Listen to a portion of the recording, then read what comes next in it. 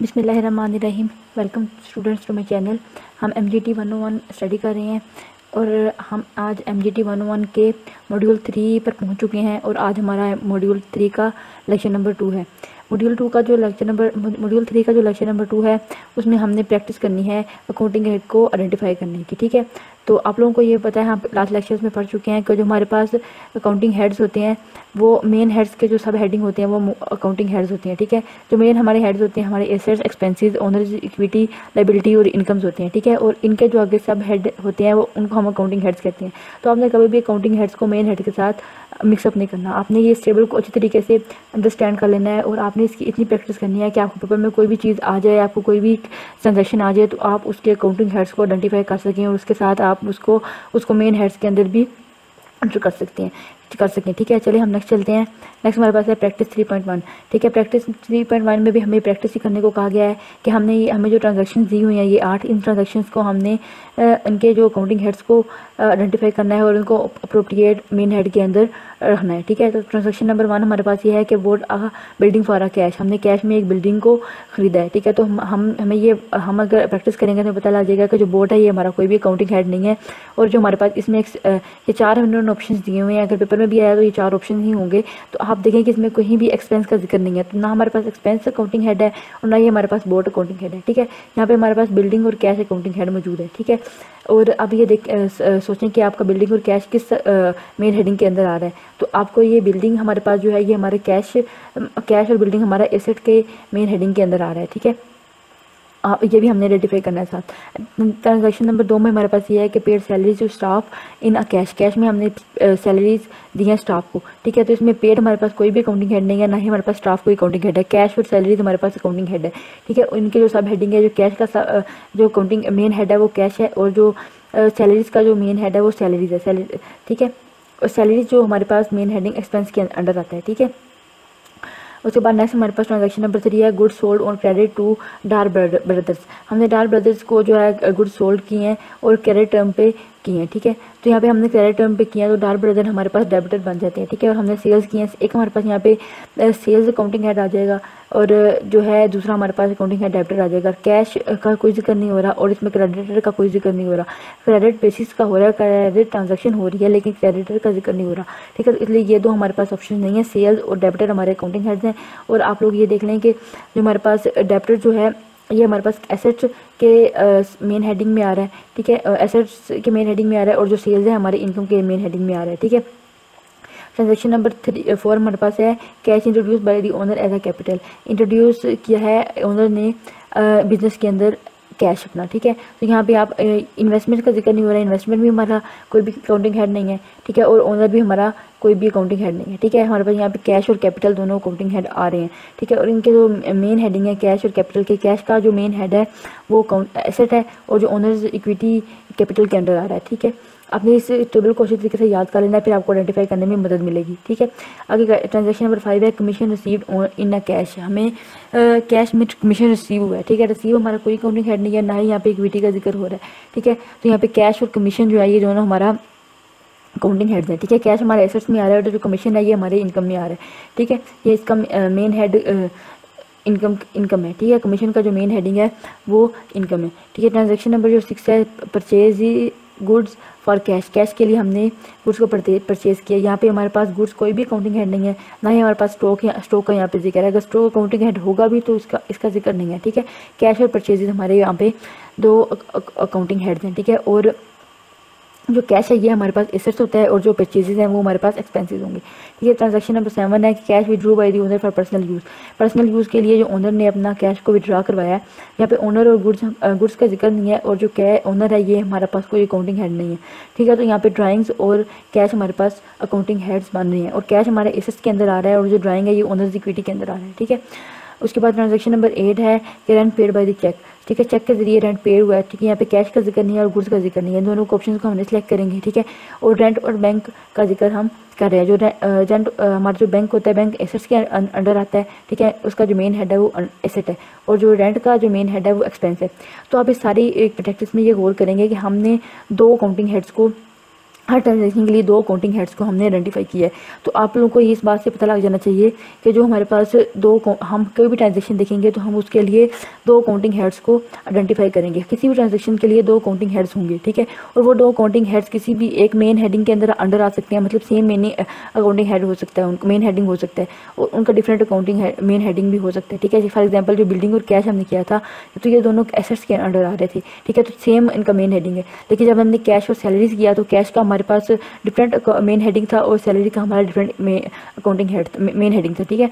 तो आप लोगों ने कब कोई भी ट्रांजेक्शन देखनी है तो आपने उसके हमेशा 2 अकाउंटिंग हेड्स को आइडेंटिफाई करना है और वो जो अकाउंटिंग हेड्स होंगे वो मेन हेडिंग सिमिलर भी उनका हो सकता है, उनका मेन हेडिंग डिफरेंट भी हो सकता है, ठीक है। तो नेक्स्ट हमारे पास चलते हैं। हमारे पास ये जो मैंने आपको बात बताई है इंपॉर्टेंट टिप रिमेंबर, आपने इस बात को माइंड में हमेशा रखना है कि आपने किसी भी अकाउंटिंग हेड 2 आइडेंटिफाई करने हैं, ठीक है। और बोथ हेडिंग जो है वो वन मेन हेड है बिलोंग कर सकते हैं और डिफरेंट से भी बिलोंग कर सकते हैं, ठीक है। नेक्स्ट हमारे पास है जी double entry book keeping system, ठीक है। इसका कॉन्सेप्ट है, इसका हम थोड़ा सा ओवरव्यू ले लेते हैं। इसका ओवरव्यू में ये है कि जो एक लुका पेचोली था, फादर ऑफ अकाउंटिंग, ठीक है, इसको फादर ऑफ अकाउंटिंग कहा जाता है और इसका जो इरा है 1494 में इसने जो है ना डिस्क्राइब किया था double book entry book keeping, ठीक है। और आपको ये क्वेश्चन आ सकता है कि फादर ऑफ अकाउंटिंग कौन थे, तो आपने ये लुका पेचोली को मतलब चूज़ करना है, ठीक है। तो इसका कॉन्सेप्ट ये था कि जब भी कोई ट्रांजेक्शन होगी तो वो 2 अकाउंटिंग हेड्स के अंदर या इंक्रीज़ करेगी या डिक्रीज़ करेगी, ठीक है। और ये जो इंक्रीज़ या डिक्रीज़ किसी भी ट्रांजेक्शन में होगा तो इसको इन टर्म ऑफ डीआर हम आइडेंटिफाई करेंगे या रिकॉर्ड करेंगे, या इन टर्म ऑफ डीआर करेंगे, इन टर्म ऑफ सीआर करेंगे, या फिर वो क्रेडिट होगा या फिर वो डेबिट होगा या फिर वो क्रेडिट होगा, ठीक है। आप लोग इस चीज़ को हमेशा अपने माइंड में रखेंगे, ठीक है।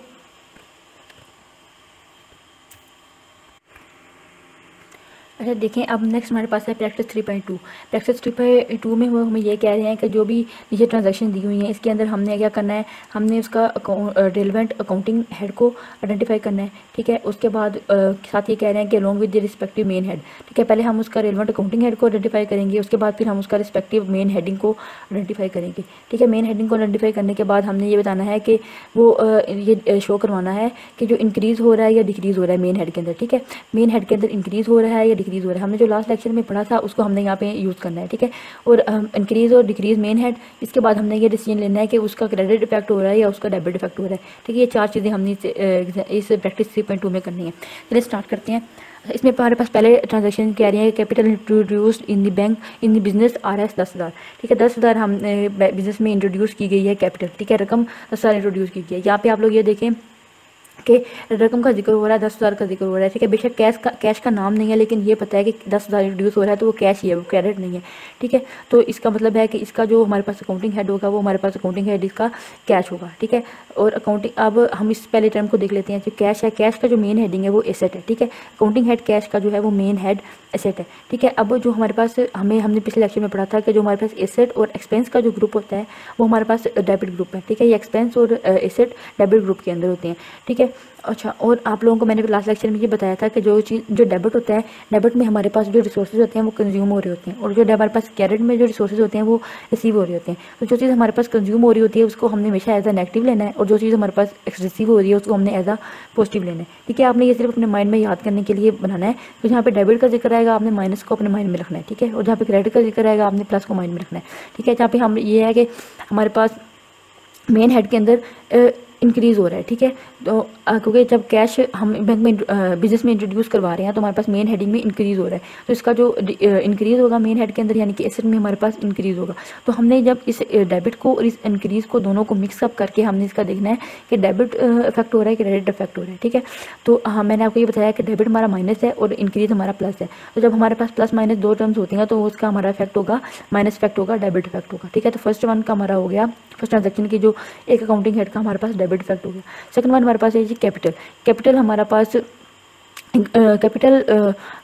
हमारे पास अकाउंटिंग हेड है, ठीक है। और इसका जो मेन हेडिंग है कैपिटल का वो हमारे टेबल से पता लग रहा है कि ओनर्स इक्विटी है, ठीक है। जो ओनर्स इक्विटी का जो ग्रुप होता है वो क्रेडिट है, ठीक है। और जो है इसका जो मेन हेडिंग पर जो इफेक्ट हो रहा है ओनर्स इक्विटी में इंक्रीमेंट हो रहा है, तो ओनर्स इक्विटी में इंक्रीमेंट होने की वजह से इसका जो मेन हेडिंग पे इफेक्ट होगा वो इंक्रीज़ का होगा, ठीक है। और इंक्रीज़ प्लस इंक्रीज़ जब मिलेंगे तो इनका जो मेन इफेक्ट है इसका क्रेडिट इफेक्ट होगा, ठीक है। आई होप आपको समझ आ गई होगी। नेक्स्ट चलते हैं। नेक्स्ट हमारे पास है जी purchase furniture for a cash RS 4000 rupees. ठीक है, फर्नीचर खरीदा गया है 4000 रुपये दे के। ठीक है, तो इसके लिए हमारे पास जो एक अकाउंटिंग हेड है, एक अकाउंटिंग हेड हमारे पास यहाँ पे फर्नीचर का होगा। ठीक है, और उसके बाद दूसरा जो अकाउंटिंग हेड है वो हमारे पास कैश का होगा। ठीक है, अच्छा अब हम देखते हैं कि कैश का जब कैश हमने 4000 रुपये खर्च किया है। ठीक है, तो इसलिए हमारे पास जो मेन हेडिंग के अंदर हमारे जो एसेट्स के अंदर डिक्रीमेंट हो रहा है। ठीक है, और उसके बाद जब हमारे पास फर्नीचर में भी हमारा जो मेन हेड है उसका एसेट है और वो इसका डेबिट ग्रुप है और हमारे पास एसेट में इंक्रीमेंट हो रहा है। इंक्रीमेंट हमारे पास फर्नीचर के एसेट में क्यों हो रहा है? क्योंकि हमारे पास फर्नीचर आ रहा है। ठीक है, तो इसका इंक्रीमेंट हो गया।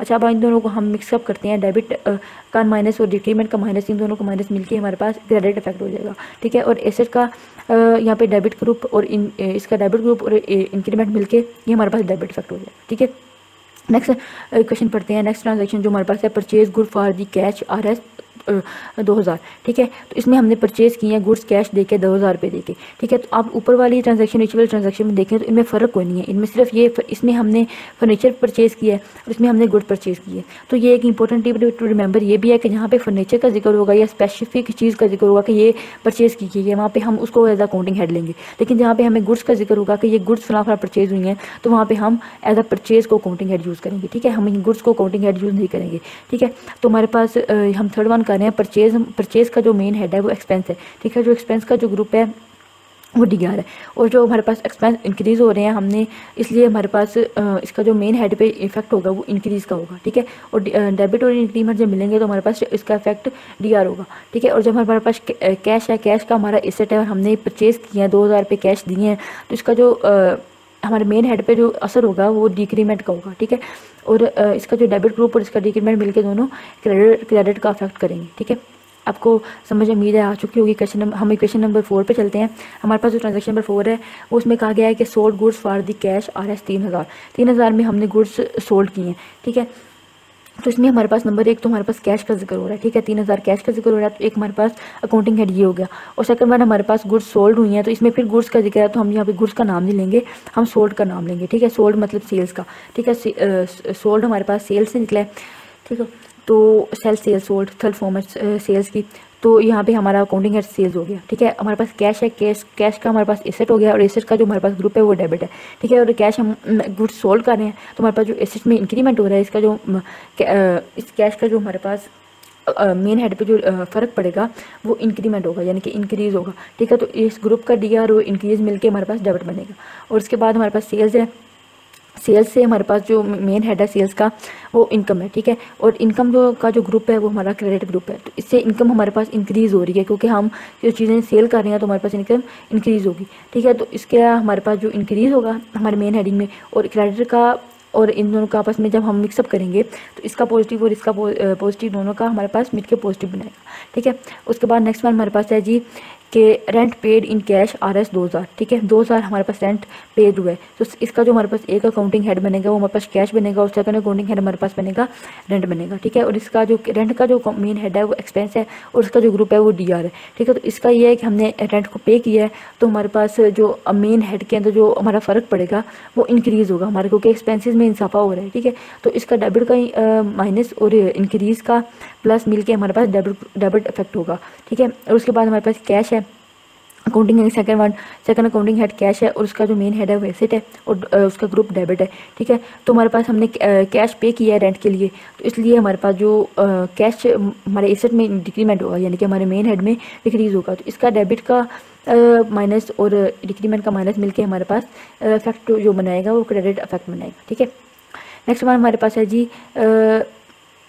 Owner withdraw cash for personal use RS 500 rupees. ठीक है, ओनर्स ने 5000 रुपये विड्रॉ करवाए अपने ज़ाती इस्तेमाल के लिए। ठीक है, तो आप लोग ये देखें कि हमारे पास एक इसका जो है अकाउंटिंग हेड है वो कैश है और दूसरा अकाउंटिंग हेड है वो हमारे पास विड्रॉ है, मतलब ड्रा है। ठीक है, ड्राइंग है, तो ड्राइंग का जो हमारा मेड हेडिंग है वो मना ओनर्स इक्विटी, और ओनर्स इक्विटी का हमें पता है कि जो ग्रुप है वो क्रेडिट है। ठीक है, तो उसने जब ओनर्स ड्राइंग से हमारे पास ओनर्स इक्विटी में डिक्रीमेंट हो जाता है। ठीक है, तो मेन हेडिंग में जो इसका क्रेडिट ग्रुप का प्लस और डिक्रीमेंट का हमारे पास माइनस, प्लस और माइनस मिलकर हमारे पास जो इफेक्ट होगा वो डेबिट का इफेक्ट होगा। ठीक है, और उसके बाद कैश है, उसके पास कैश में एसेट में उसके जो है कैश का जो मेन हेडिंग है वो एसेट है और उसका जो ग्रुप है वो डीआर है, ठीक है। तो इसलिए क्योंकि जब हमारे पास उसमें से 500 रुपये निकल जाते हैं एसेट्स में से, तो उसका जो मेन हेडिंग पे जो इफेक्ट होगा वो डिक्रीमेंट का इफेक्ट होगा, ठीक है। तो एक एसेट के जो ग्रुप का डेबिट और उसका डिक्रीमेंट दोनों अगर मिलेंगे तो हमारे पास इफेक्ट जो होगा वो क्रेडिट इफेक्ट होगा। उसके बाद फिर नेक्स्ट हमारे पास चलती है, नेक्स्ट हमारे पास ट्रांजेक्शन नंबर 7 है।